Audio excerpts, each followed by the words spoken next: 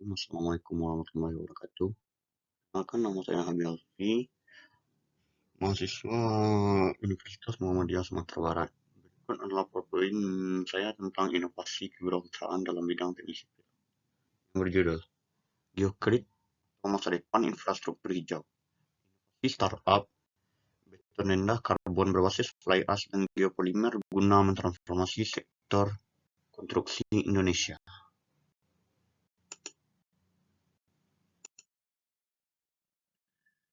Yang melatar belakangi dari PowerPoint saya ini adalah krisis industri dan peluang hijau. Menganalisis urgensi lingkungan, problematika limbah batubara, dan pembentukan fondasi gagasan geokrit. Berikut latar belakangnya. Dilema emisi sektor konstruksi. Mengapa metode beton semen konvensional atau OPC tidak lagi kompatibel dengan target net zero emission?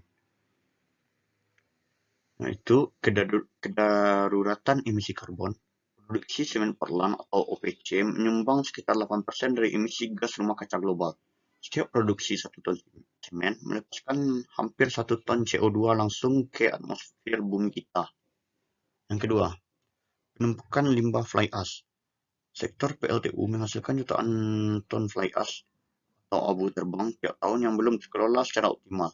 Geokrit melihat tumpukan limbah ini bukan sebagai masalah, melainkan sebagai bahan baku bernilai struktur tinggi.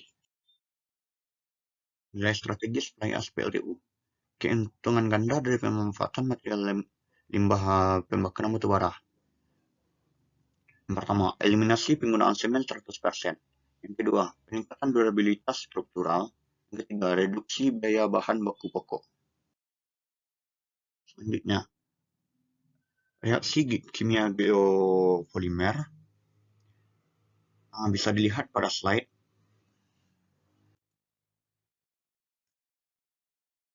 Validasi teknik dan komparasi kinerja. Empiris ketahanan, pengujian laboratorium, dan perbandingan performa fisik. Berikut adalah uji komparasi teknis fisik yang bisa dilihat pada tabel. Di mana pada tabel tersebut bisa dilihat perbedaan langsung antara beton geopolimer, geokrit, dengan beton OPC atau semen Portland konvensional. Di sini kita bisa melihat keuntungan dari penggunaan bisnis geokrit.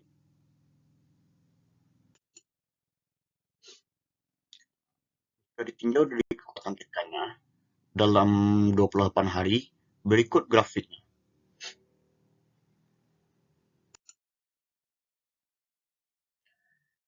Sertifikasi dan standarisasi SNI. Strategis menjamin keandalan dan kepatuhan regulasi konstruksi nasional. Berdasarkan terhadap SNI 2847 pada tahun 2019 dan telah teruji secara uji laboratorium dan sertifikasi hijau. Strategi bisnis dan komersial.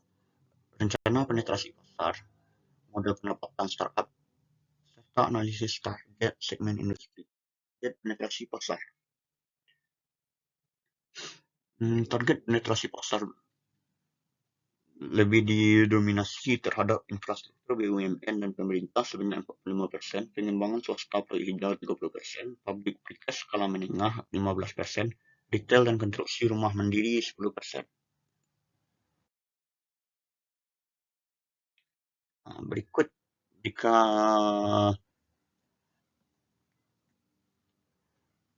produk geokrit ini jalan, maka bisa dilihat kemungkinan grafik yang bisa terjadi jika proyek ini jalan dalam jangka 5 tahun ke depan.